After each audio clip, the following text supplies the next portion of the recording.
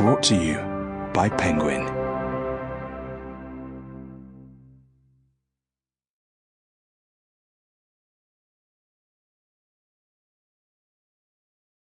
Cecily by Annie Garthwaite. Read by Olivia Poulet. Prologue.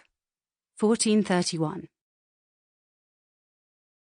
8 years ago, Cecily Neville's family gave her in marriage to Richard Plantagenet. It was a gamble, but the last of a dozen daughters must take her chances, or make them. Now, as Cecily turns 16, their life together begins. The son of a long-dead traitor, Richard's prospects are uncertain, his loyalties suspect. If he can win the young king's trust, he might regain his family's titles and make Cecily his Duchess of York. If not, he may be deemed too dangerous to let live. The threat is inescapable, and now they share it, for it is the blood in Richard's veins that he will pass on to their sons, the old royal blood his father died for. Cecily is undaunted. Together she believes they can do anything. And besides, at some unseen future time, might not such blood as easily make their fortune as mar it? Chapter 1. 30th of May 1431. Rouen, France. It's no easy thing to watch a woman burn. A young woman who has seen only 3 more summers than yourself and claims the voice of God compels her actions. But there it is, the day's work, and she must harden herself to it.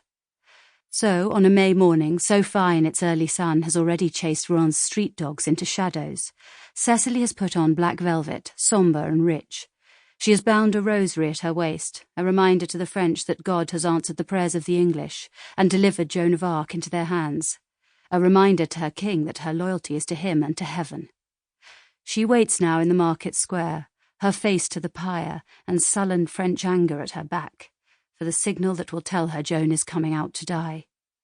She raises her head when it comes, a trumpet call high and vicious, and beneath it the crowd's murmur growing to a roar.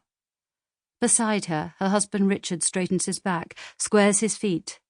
She swallows bile and does the same. The sun is hot enough, but that's nothing, she thinks, to the blaze to come. Have courage, her mother would say. Faith and courage can accomplish anything. Cecily wonders if Joan's mother told her the same. Likely someone did. In her glory days, Joan put on armour and rode at the head of armies. With words alone, she roused a fearful king and turned the tide of a war. Imagine. Now the tide runs all against her, and she must find only the courage to die. Though Joan is England's enemy, Cecily wishes courage for her now. Soon the ring of metalled feet overwhelms the clarion, and the crowd parts for a wagon, its blade-bristling guard and the prisoner bound upon it. It's the first time she's seen Joan, and isn't sure what to expect.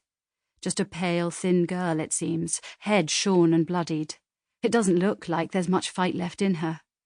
The bright armour of Joan's soldiering days is long gone, and today's thin shift, with the filth of a prison year upon it, is scant covering for a body that, some say, English soldiers have been allowed their way with. Though Richard says surely not, Cecily can believe it. The king's uncles have long wanted Joan dead, but they wanted her shamed first. Cecily sees Joan stumble as she's pulled from the wagon, and thinks for a moment she will fall and knock herself senseless. And what then? But the guards press in to hold Joan upright, her body crushed between their bulk as they jostle towards the pyre, her arms pinioned behind her, her small breasts jutting. The desperate parade passes close enough that Cecily can see Joan's eyes. One is closed by livid bruises.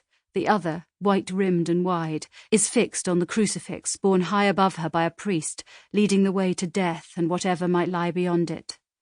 Joan's lips are moving, and Cecily recognises the words of the Ave, falling, stuttering and fast. She wonders what she prays for. Rescue? Or just an end to this? I would pray for the death of every Englishman here, Cecily thinks. Then suddenly she is afraid, for no one can fathom the power of Joan's prayers, and Richard stands beside her, who has seen Joan tried and nodded his head at her sentence. Her breath catches and she pants, once, and he's holding out a hand to steady her. She raises a palm, shakes her head to signal no, then makes a fist to hide her fingers. Sample complete. Ready to continue?